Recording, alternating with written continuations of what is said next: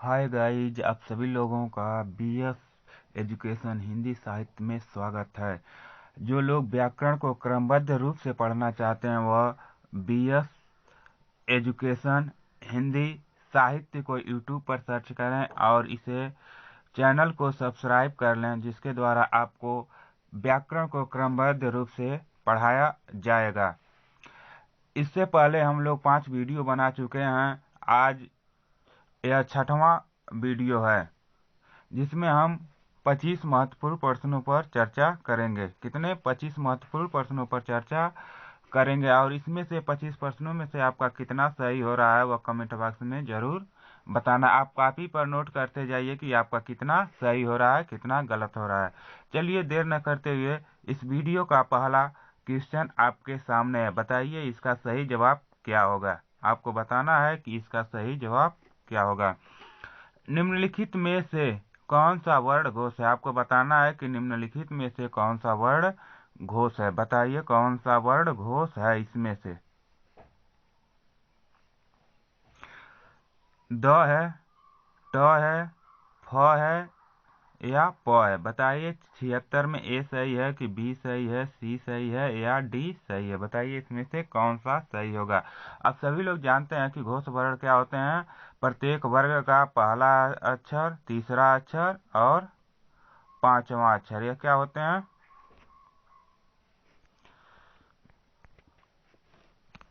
घोष वर्ण। सॉरी, घोष वर्ण देखिए, घोष वर्ण क्या होते हैं? घोष वर्ण होते हैं तीसरा, चौथा और 5वां।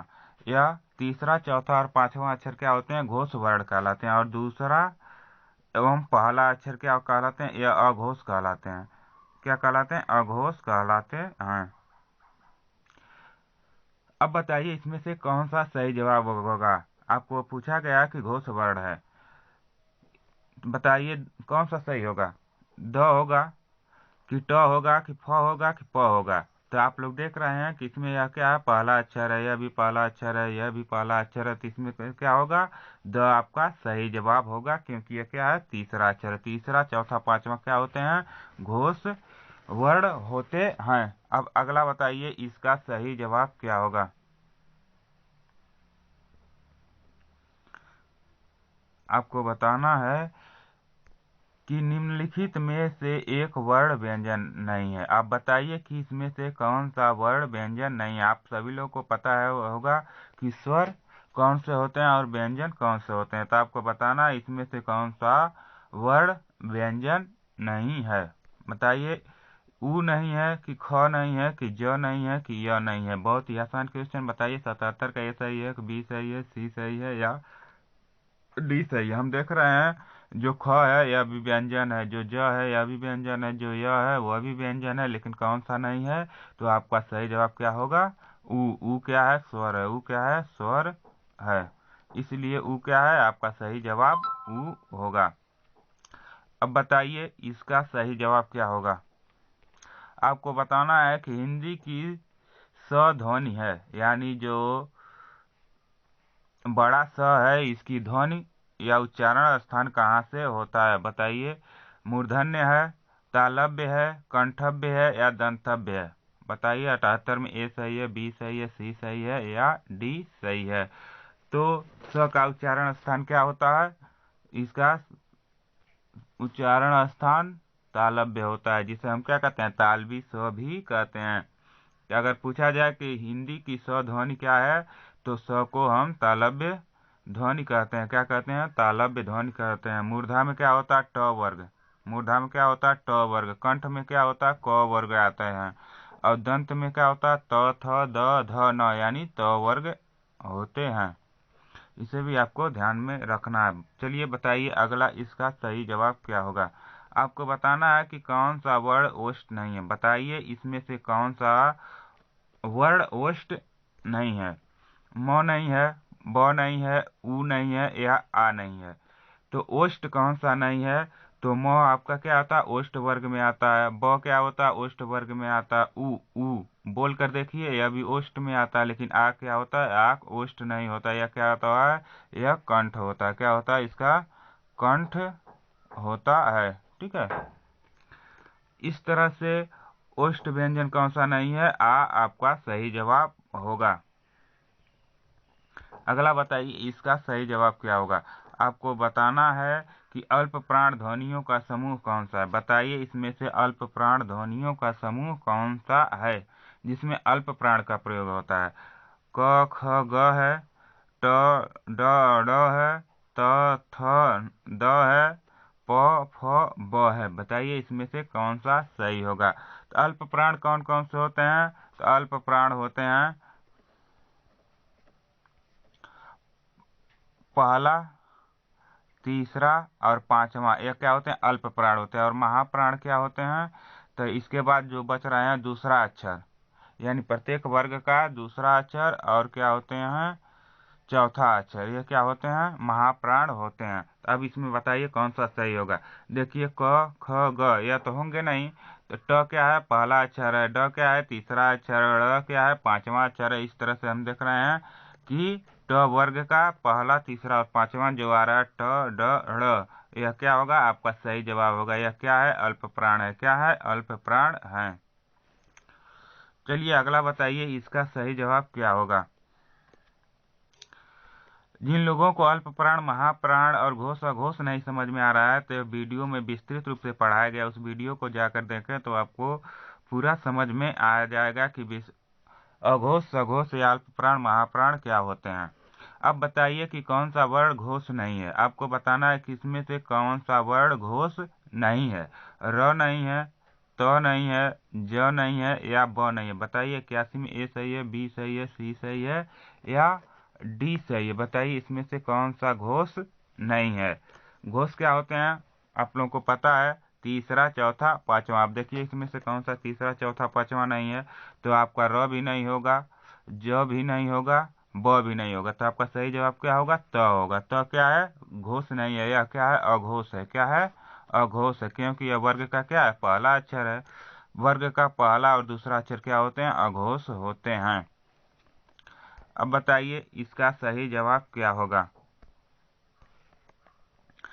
हिंदी शब्दकोश में अंग के बाद क्या आता है। आपको बताना है कि हिंदी शब्दकोश में अंग के बाद क्या आता है। अ आता है, अ आता है, अह आता है या आ आता है। बताइए 82 में ए सही है, बी सही है, सी सही है या डी सही है। इस क्वेश्चन में बहुत से बच्चे कंफ्यूज होंगे कि यह कैसा है इसका जवाब होगा। तो इसका सही जवाब होगा अंग के बाद क्या आता है? अ आता है। क्या आता है? अ आता है। अगर हिंदी शब्दकोश में पूछा जाए तो हिंदी को शब्दकोश में सबसे पहले क्या आता है? अंग आता है। ठीक है, इसके बाद क्या आता है? अ। सबसे पहले अंग आता है, इसके बाद क्या आता है? अ आता है। ठीक है, तो इसे आपको ध्यान में रखना। अगर हिंदी शब्दकोश में पूछा जाए तो अंग के बाद क्या आता है? अ आता है। ठीक है, वैसे तो हम नॉर्मली पढ़ते हैं क्या आता है? पहले अ आता है, उसके बाद क्या आता है? आ आता है। इस तरह से आता है। लेकिन हिंदी शब्दकोश में अगर पूछा जाए तो अंग के बाद क्या आएगा? अ आता है। चलिए अगला बताइए इसका जवाब क्या होगा। आपको बताना है कि निम्न में से कौन सा शब्द अमात्रिक है। बताइए कि इसमें निम्न में से कौन सा अमात्रिक। अमात्रिक मीन्स जिसमें मात्रा न हो। बताइए किसमें मात्रा नहीं है। तो आपका कारखाना में तो मात्रा है, अभिताभ में भी मात्रा है, सागर में भी मात्रा है, लेकिन कलरों में क्या है? इसमें मात्रा नहीं है। अब बताइए इसका अगला सही जवाब क्या होगा। आपको बताना है कि निम्न में से कौन सा व्यंजन संयुक्त व्यंजन नहीं है। बताइए इसमें से कौन सा संयुक्त व्यंजन नहीं है। छ नहीं है, त्र नहीं है, ज्ञ नहीं है या स नहीं है। सभी लोगों को पता है कि संयुक्त व्यंजन कितने होते हैं, इनकी संख्या कितनी होती है? 4 होती है। कौन कौन से? छ, त्र, अज्ञ, स्र। इसे हम क्या कहते हैं? संयुक्त व्यंजन कहते हैं। तो इसमें बताइए कौन सा संयुक्त व्यंजन नहीं है। छ तो है, त्र भी है, अज्ञा भी है। तो कौन सा नहीं है? स नहीं है। स क्या है? स को हम ऊष्म व्यंजन कहते हैं। क्या कहते हैं? स को ऊष्म व्यंजन कहते हैं। क्या कहते हैं? ऊष्म व्यंजन कहते हैं। ऊष्म व्यंजन की संख्या कितनी होती है? इसकी भी 4 होती है। तालवी स, मूर्धन्य स, दांती स, ह। इसे हम क्या कहते हैं? ऊष्म व्यंजन कहते हैं। अब अगला बताइए इसका सही जवाब क्या होगा। आपको बताना है कि निम्न में से अंतस्थ व्यंजन नहीं है। बताइए निम्न में से कौन सा अंतस्थ व्यंजन नहीं है। य नहीं है, र नहीं है, ह नहीं है, व नहीं है। बताइए, जैसे अंतस्थ व्यंजन की संख्या कितनी होती है? अंतस्थ व्यंजन की संख्या कितनी होती है? 4। कौन कौन से होते हैं?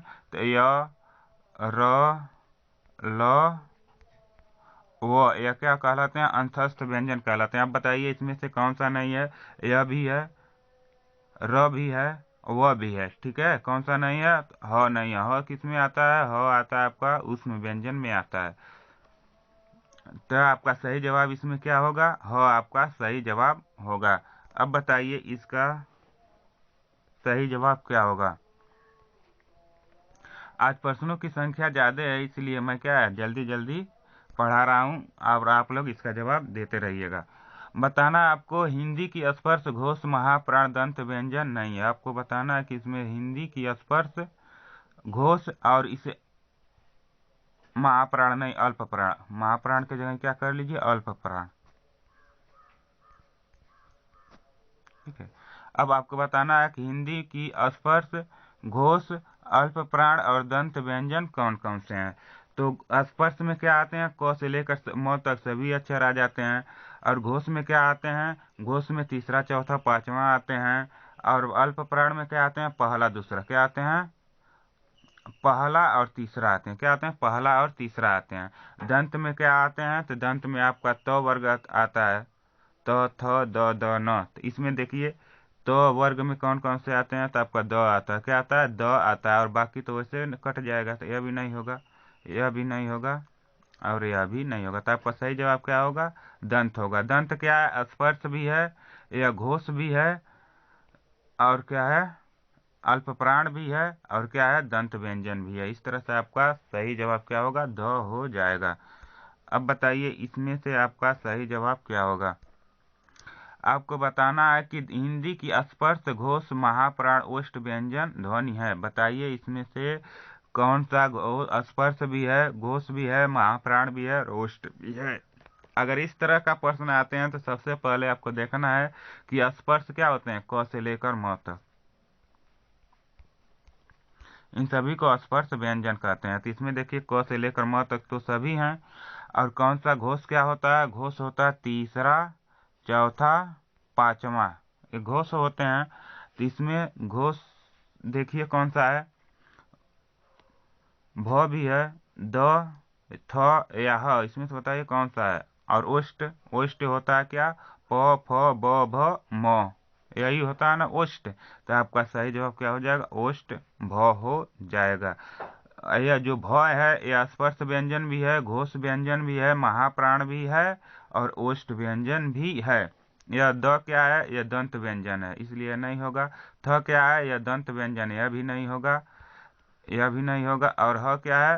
ह भी आपका नहीं होगा, ठीक है। इस तरह से सही जवाब भ हो जाएगा।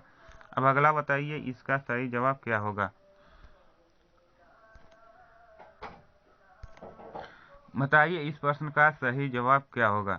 हिंदी की ब ध्वनि है। आपको बताना है कि हिंदी की जो ब है इसकी ध्वनि कौन सी होती है, इसका उच्चारण कहाँ से होता है?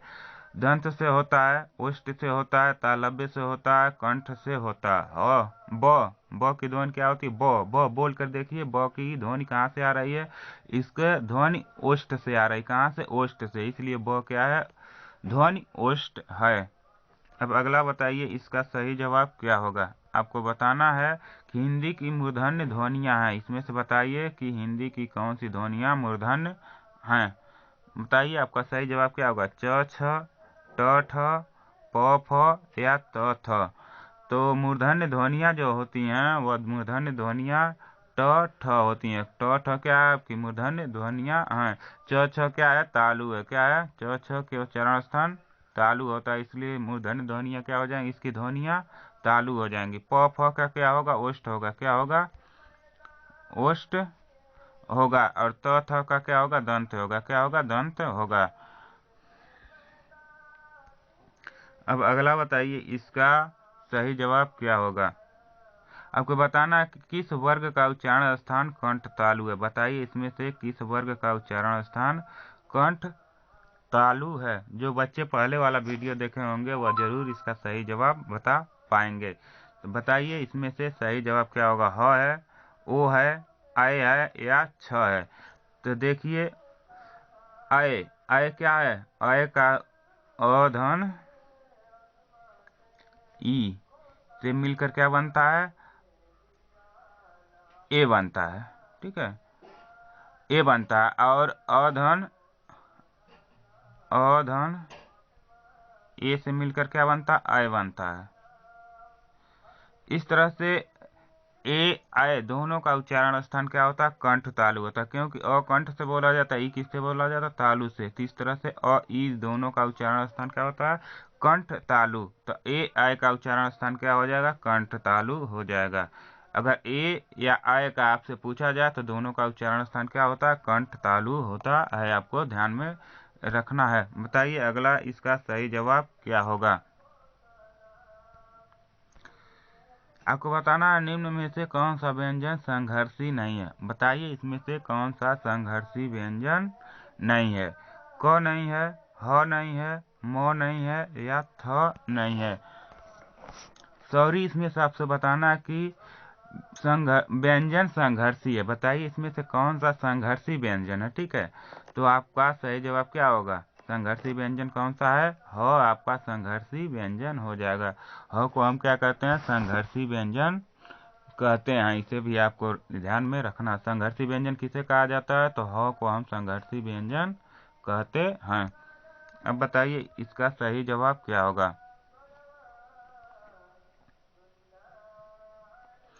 आपको बताना है कि दंतोष्ठ उच्चारित किया जाता है, यानी दांत और ओठ से। दंतोष्ठ का मतलब दांत और ओठ से किस वर्ण का उच्चारण किया जाता है? त का किया जाता है, थ का किया जाता है, ड़ का किया जाता है या व का किया जाता है? तो व का क्या होता है? उच्चारण स्थान दंतोष्ठ, यानी दांत और ओष्ठ दोनों से किया जाता है। अगर दंतोष्ठ क्या हो जाएगा? वो आपका सही जवाब हो जाएगा। अगला बताइए इसका सही जवाब क्या होगा? आपको बताना है निम्न में से अर्धस्वर कौन सा है। बताइए इसमें से कौन सा अर्धस्वर है? य है, छ है, व प है या क है? तो आप लोग को पता होगा कि य और व जो होता है इसे अर्धस्वर भी कहा जाता है। क्या कहा जाता है? अर्धस्वर भी कहा जाता है। इसलिए इसका सही जवाब क्या हो जाएगा? य हो जाएगा। य व को ध्यान रखिए, इसे क्या कहा जाता है? अर्धस्वर कहा जाता है। अगला बताइए इसका सही जवाब क्या होगा? आपको बताना है कि निम्न में कंठोष्ठ ध्वनि है। बताइए निम्नलिखित में से कौन सा कंठोष्ठ, कंठ और ओष्ठ से ध्वनि है? ओ है, क है, ख है या ग है? तो कंठोष्ठ यानी कंठ और ओष्ठ, आप लोग को पता है कि अ धन उ, ये दोनों जब मिलते हैं तो क्या बनते हैं? ओ बनते हैं। क्या बनते हैं? ओ बनते हैं। इसलिए ओ का उच्चारण स्थान क्या हो जाएगा? कंठोष्ठ हो जाएगा। क्या होगा? कंठोष्ठ। क्योंकि अ का उच्चारण स्थान कंठ होता है और उ का उच्चारण स्थान क्या होता है? ओष्ठ होता है। तो ये दोनों को जब मिलकर बनता है ओ, तो ओ का उच्चारण स्थान क्या होगा? कंठोष्ठ होगा। अगर आपसे औ क्या पूछा जाए? अ का उच्चारण स्थान पूछा जाए तो अ का भी उच्चारण स्थान क्या होता है? कंठोष्ठ होता है। चलिए अगला बताइए इसका सही जवाब क्या होगा? आपको बताना है कि निम्न में से अनुस्वार है। बताइए इसमें से कौन सा अनुस्वार है? अंग है, अह है, आ है या री है? तो अह को हम क्या कहते हैं? विसर्ग कहते हैं। अह को क्या कहते हैं? विसर्ग कहते हैं। अगर आपसे पूछ लिया जाए विसर्ग कौन सा है, तो अह जो है यह क्या है? विसर्ग है। और अंग यह क्या है? आपका अनुस्वार है। अंग क्या है? अनुस्वार है। अंग क्या है? अनुस्वार है। अगर आपसे अनुस्वार पूछा जाए तो अंग है। ठीक है, विसर्ग पूछा जाए तो अह है। इसे आपको ध्यान में रखना है। बताइए इसका सही जवाब क्या होगा? आपको बताना है कि उ का उच्चारण स्थान है। बताइए छोटा उ जो होता है उसका उच्चारण स्थान क्या होता है? कंठ होता है, तालव्य होता है, मूर्धन्य होता है या ओष्ठ होता है? उ का उच्चारण स्थान क्या हो रहा है? एक बार बोल कर देखिए क्या होगा? ओष्ठ होगा। उ का उच्चारण स्थान ओष्ठ होता है। अब इसका बताइए सही जवाब क्या होगा?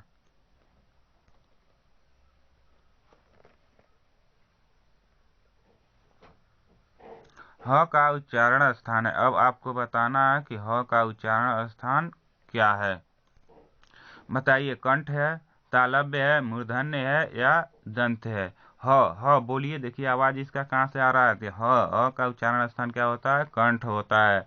और इसके साथ ही क वर्ग का भी उच्चारण स्थान क्या होता है, कंठ होता है। क से कंठ, क से क्या याद कर लीजिए, क से कंठ, यानी इसका उच्चारण क्या होता है, कंठ से होता है।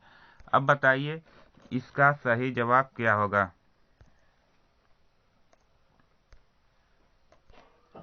री का उच्चारण स्थान आपको बताना है कि री का उच्चारण स्थान क्या है। बताइए क्या होगा, कंठ होगा, तालव्य होगा, मूर्धन्य होगा या दंत होगा। बताइए क्या होगा। इसी तरह से ट वर्ग क्या होता है, ट वर्ग का उच्चारण स्थान क्या होता है, ट वर्ग का भी उच्चारण स्थान क्या होता है, मूर्धन्य होता है। क्या होता है, मूर्धन्य होता है। और री का भी उच्चारण स्थान क्या होता है, मूर्धन्य होता है। इसलिए आपका सही जवाब क्या होगा, मूर्धन्य हो जाएगा। री और ट वर्ग का अगर कोई भी अक्षर का पूछा जाए तो उसका उच्चारण स्थान क्या होगा, मूर्धन्य होता है। इसे आपको ध्यान में रखना है। चलिए अगला बताइए इसका सही जवाब क्या होगा। आपको बताना है ज का उच्चारण स्थान है। बताइए इसमें से कौन सा सही होगा। कंठ है, तालव्य है, मूर्धन्य है या दंतव्य है। क्या है, दंतव्य है। बताइए इसमें से कौन सा सही होगा। ज अगर आपका साधारण रूप से इस तरह से लिखा जाए, ज का उच्चारण स्थान पूछा जाए तो च, छ, ज, झ, य, इसका क्या होता है, च तालु होता है। क्या होता है, तालु होता है। ठीक है, लेकिन यही आपके नीचे देखिए उसमें इस तरह से क्या लगाया है, बिंदी लगाया है, जिसे हम नुक्ता कहते हैं। यहाँ देखिए क्या लगा, बिंदी लगा। इस चिन्ह को हम क्या कहते हैं, बिंदी को नुक्ता कहते हैं। और जिस अक्षर में नुक्ता चिन्ह होता है उसका उच्चारण स्थान क्या होता है, बताइए क्या होगा, दंतव्य हो जाएगा। क्या हो जाएगा, दंतव्य हो जाएगा। अगर साधारण ज का पूछा जाए तो आपका तालु होगा, लेकिन यही जब नीचे यह नुक्ता चिन्ह लग गया है तो आपका क्या होगा, जिसकी ये इसमें लगा है, इसका क्या हो जाएगा, दंतव्य हो जाएगा। इसे आप लोग को ध्यान में रखना है। इस ज को झ को ही हम क्या कहते हैं, आगत चिन्ह कहते हैं। क्या कहते हैं, आगत वर्ण या अक्षर कहते हैं। अगला बताइए इसका सही जवाब क्या होगा।